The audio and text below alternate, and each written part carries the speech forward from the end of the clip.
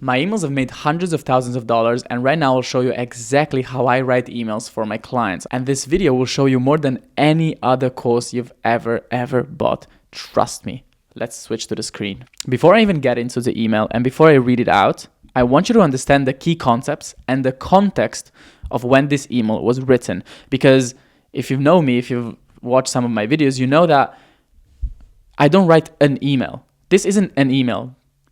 This is an email in a series, in a long series of emails that I sent on behalf of my clients. And so I don't write every single email with one structure or with one point, with one anything pretty much. So right now, the context is that on Monday, this is a Friday email, okay? Friday. And on Monday, I've sent something that was more educational in a PAS sense. So it was a bit more problem, agitate, solution, because I had to rewrite an email that I wrote because I didn't get some of the technical things right.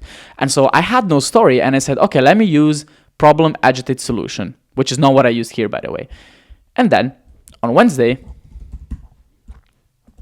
I used a storytelling from the client's work.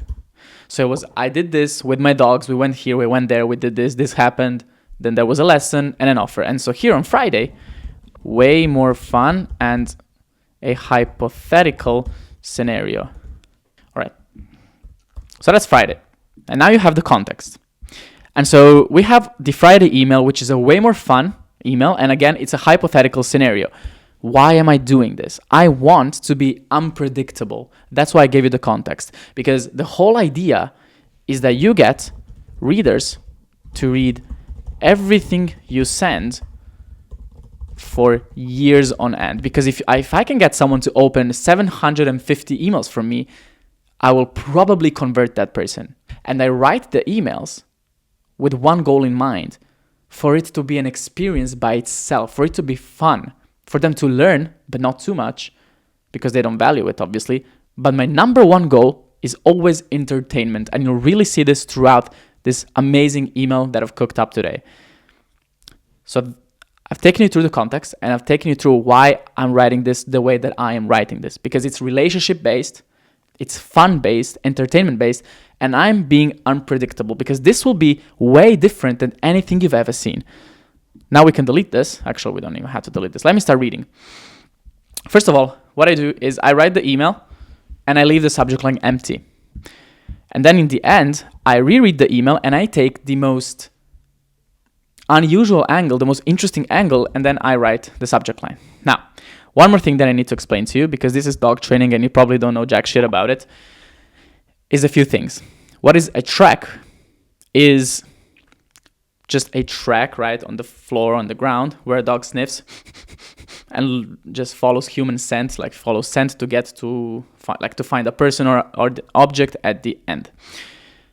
If there's anything technical, we'll just explain it. It's very easy. I love this niche. It's fun. I absolutely love dogs. I've had like 25 of them as a foster dad, but that's not the scope of this video. So I start with sniff, sniff. Why do I start with sniff, sniff, which is an onomatopoeia for...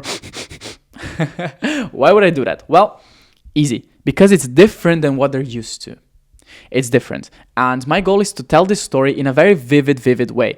And so, the most important thing when telling a story is to do actions, dialogue, monologue, and emotions. And so here, it's already a sound, right? It's a sound, so you can really visualize it. My goal is to be different than anything else they've ever seen, and also to make them visualize it very, very well.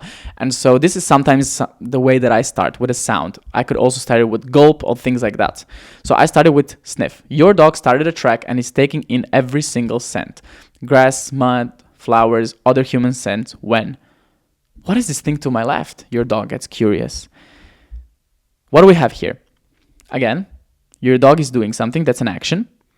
And I'm really explaining everything that's going on to make it as vivid as possible. And I want to give a lot of unnecessary detail. Unnecessary detail when getting to the peak. What does this mean? Unnecessary detail while getting to the peak. So if you've ever read a story, a fiction story, what they do in those books is that they start in adding a lot of details right before you get to like the peak moment. Because they want you to read, because the more you read, the more you anticipate right before that peak moment, and the more tension there is. So this creates tension. Storytelling is very interesting because it's the bread and butter of copywriting, of email copywriting, and maybe even perhaps just copywriting altogether. And no one teaches you this. No one teaches you how to write an actually good story, but this is it. That's why I'm telling you, your emails will be so much better after watching this video and actually implementing these things. So I'm using a lot of stuff. Again, to be vivid, I'm even using dialogue. I mean, the dog's dialogue to make it funny a little bit because dogs can't speak. Grass, mud, flowers, others, human sense, when. And this, I use it for an interruption. When, what is this thing to my left? Your dog gets curious. This is how you annotate dialogue. If I just said, what is this thing to my left? Without this, the story wouldn't make sense because you would think that I said it, right? That a human said this. But I thought your dog gets curious. Obviously, I can't say your dog says because that makes no fucking sense. But your dog gets curious. It loses the track for a second, captivated by this thing on the ground. What is this thing? This induces curiosity. You want to learn. You want to find out what this thing is that it found, right? What is this thing to my left? Captivated by this thing. And that's why I italicized it. I don't know if you can see it, but this is italics. Because if you read it, like this, captivated by this thing on the ground, it's not as nice as with the italics. So when I want to emphasize something, when I want them to read it in a kind of different way, that's when I put italics. Is it edible? It thinks in its little head. Again, dialogue. I'm having sounds. I'm explaining everything. I'm picturing everything. The thoughts that it's having. And by the way, here, I'm not saying what is this thing to my left, is it edible? Because imagine if there was none of this. It can work, wouldn't be too bad, but these things are two together. What is this thing to my left? Your dog gets curious. Is it edible? It thinks in its little head. It's a little bit fucked. I don't know what else to say. And it's a little bit unnatural, like it's the same, it's too much. So that's why I add an action here.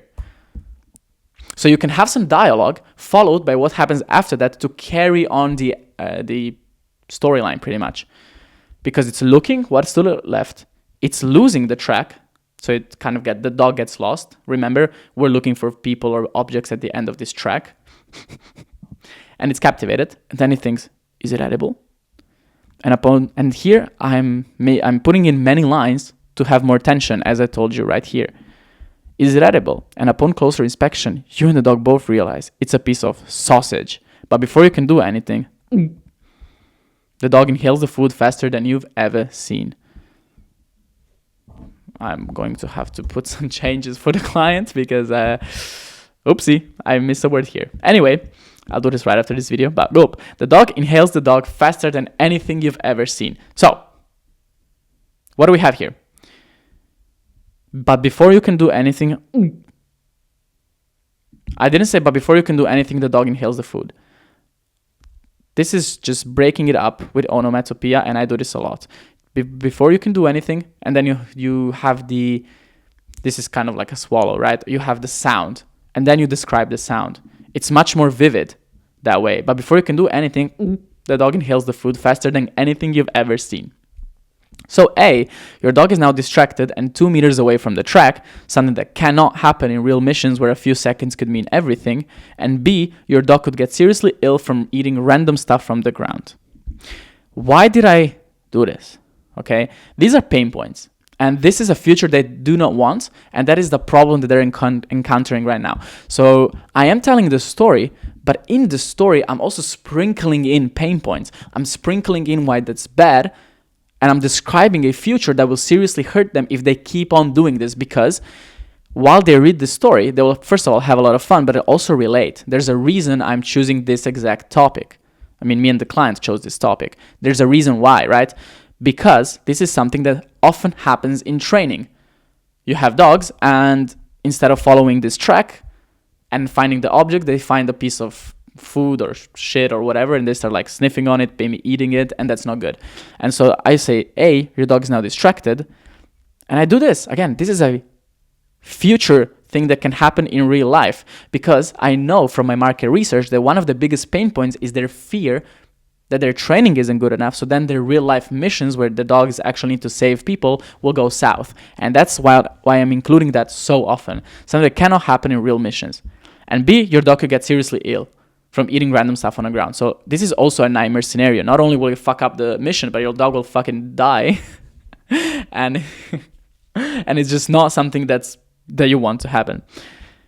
Okay, now that we had some fun with the story, it's time for a surprise quiz. Again, you're like, what the fuck is this email list, right? Obviously, people that follow the email list for a long time are not bewildered by this. It fits the context because a lot of my emails are totally unpredictable.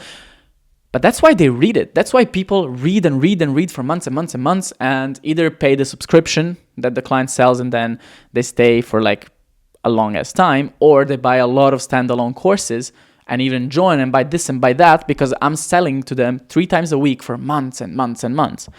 So this is just unpredictable, and it's fine. It's interactive. You'll see that it's interactive. It's time for a surprise quiz. This will be the part where you say, uh-oh, as you feel like it's high school all over again. But don't worry, you'll ace it this time. I'm adding personality. These 2 lines, they're not like doing something. They're not like putting you in a uh-oh state. What it is, I guess, doing is that it's putting the client in a position of authority. Always think, even with these little games, you want to be the teacher, you want to be the general or whatever the fuck you want to do, and they are the student. They are inferior. And this is part of it. I mean, it's not really something that I was thinking about consciously, although now looking at it again, I'm just used to doing this, right? The client is the authority and the reader is inferior. But this is just personality. You are allowed to have fun. You actually have to have fun because you want people to read and read and read and buy.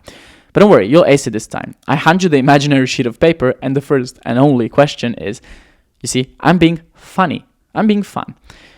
How do you stop your dog from getting distracted and eating food/feces in training? Which is just the question. And also, you have this one right here, so it's an actual test. The test shows 4 possible answers. Now, don't get too much into it, okay? Distract the dog with a treat so that its attention shifts away. This is option A, which is wrong. B, do separate sessions where you teach the dog to ignore unwanted distractions. This is the correct option.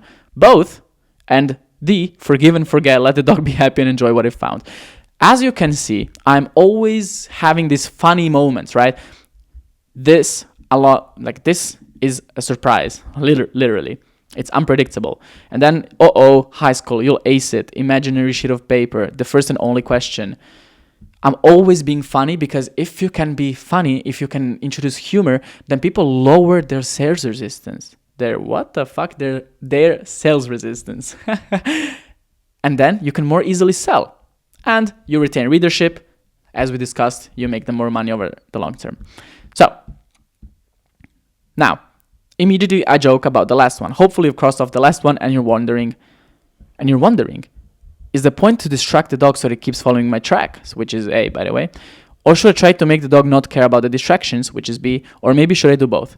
You see, again, they want to find out the answer, but I build the tension by not telling them the answer right away. I will tell them the answer, obviously, but right now I'm not doing that. So what I'm doing, again, splitting everything into many lines to build that tension. And then if you went with A, congratulations.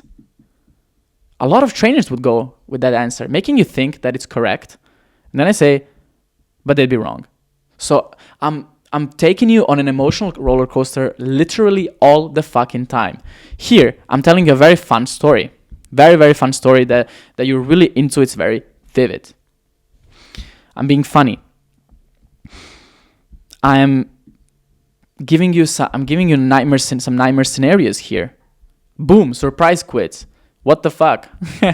And then I'm being humorous again. I'm not telling you what it is. I'm making you think. I'm giving you the wrong answer. Then I'm telling you it's the wrong answer. You see, it's always an emotional roller coaster because that's how you keep them hooked. That's what entertainment is. It is only emotional roller coasters. When you distract, and then I explain it a little bit, but this is a bit unnecessary for you. When you distract your dog with a treat, you're rewarding it for getting distracted and attempting to eat feces from the ground. Again, it's fucking funny, right? The picture of rewarding the dog for eating shit off the ground is a funny picture. Now, I don't expect you to understand this, and I'm really not going to explain it because it doesn't matter, obviously. I'm just explaining why A is wrong, okay? If you do this, your dog will go off course and then come back to you expecting a reward. But again, you see, I'm doing A. And so for the people that thought A and that are doing A, I'm showing the painful consequences of doing A. So, and in real missions, you lose time, focus, and maybe the entire operation. So this also rules out the both answers, since you never want to reward this kind of behavior. The only remaining option is C. And so C, fuck. B, do separate sessions where you teach the dog to ignore unwanted distraction. Make it clear, whatever. Here I'm literally just explaining why B. I'm just explaining why that is. But as you can see, I'm not just explaining it. Because here, I told you you'd be wrong to think that, and I gave all the painful outcomes of that, the consequences. And then I said the right answer, and I'm giving the dream outcomes, the positive consequences of that, which is what the audience wants exactly. Eliminate unwanted behavior during training. This is an exact word-for-word bar that they want. While you train, you can focus on learning the behavior, rewarding your dog, and making fast and long-lasting progress without constantly correcting the dog. In terms you could understand way more easily, because I don't expect you to be in the niche. Once again, I'm not trying to insult you. If I could put here a copywriting thing, right, about getting clients, I would say it's part of the whatever stage, which almost eliminates the time that you have to put in doing manual outreach, so that you can just write, focus on getting better, and closing a ton of clients while enjoying your life and becoming a dangerously good copywriter. So as you can see, I'm really using your dream outcomes. I know what you want. You don't want to do manual outreach. You don't want it to take 1 billion years, and you want to have more time and make more money, like become really good. Like that's what you want. That's how I would kind of translate it into clearer terms. This might be the number one reasons my students experience such fast progress. This line, very important. Very important. Why? And this you can extrapolate to any niche. I could say this might be the number one reason I get such fast progress. It could work totally fine, but not as well as this. My students. Because if you're the authority, your reader will unconsciously not relate to you as much, because they'll think, okay, you can do it. You're the authority, but I'm not like you. That's not me. And so a testimonial or a result from you, sure, if it's the only thing your client has, cool, use that. Great, can work. But testimonials from people just like them are so much stronger, so much more compelling. That's why, I mean, if I tell you all the people who buy my course get amazing results and fast progress, you will value that way more than if I say that I got great progress, okay? In many cases, quicker than anything they've ever seen. Now, you really have to think about these dream outcomes that you're using. I know that this audience wants quicker progress. They see this, and great. Obviously, that would, even in a copywriting situation, that would probably appeal to you and to my audience, is, if I could say, in many cases, quicker than anything you've ever seen. Like in 20 days to build a roster of clients or whatever. And I want to show you how to do this in the product name. I just deleted it for privacy purposes. Inside, basically, this is just a place where you get all of the creators' courses, all of these dog trainer guys' courses, plus his coaching and a community. So, which I also regularly sell as standalone courses for a combined value of $879. This is incredibly important. Incredibly important. Because of the fact that if you can prove to people that you really sell the things that you're price anchoring for, and that people actually buy them, then people will believe this price tag. Because if I just said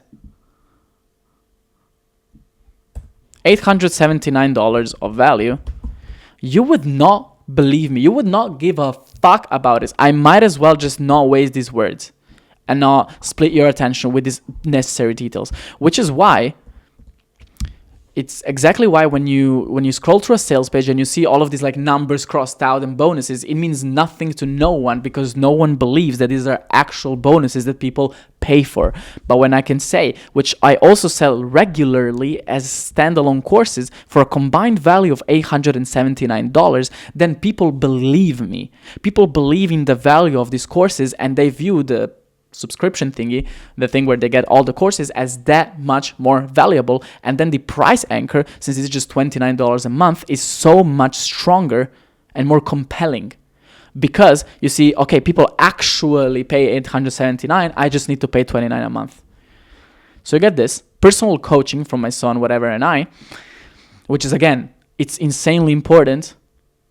This is what they want, and it's insane that you would get personal coaching for $29 a month, which is why I'm including this, which honestly, this is a great product. Like, I'm not selling some bullshit here. It's insane. What other, like, where do you get personal coaching for $29 a month? It's great. A community of highly skilled dog trainers, all for a mere $29 a month. So this is kind of the price anchor. If I could have put this somewhere longer, so that the price anchor would linger in your mind for longer, it would be more powerful. And do not forget what I just said. Okay, but I put it here. And so it's only 3 lines. So the price anchor won't be insanely powerful here, but it will still be fine because of this line. Inside you get all of my courses, which I also sell regularly as standalone courses for a combined value of $879. You get my personal coaching from my son and I, a community, all for just $29 a month. I put no surprise quizzes inside, just again for personality, because most things don't matter. It doesn't matter. I could have done this, okay, and it would have been just as fine.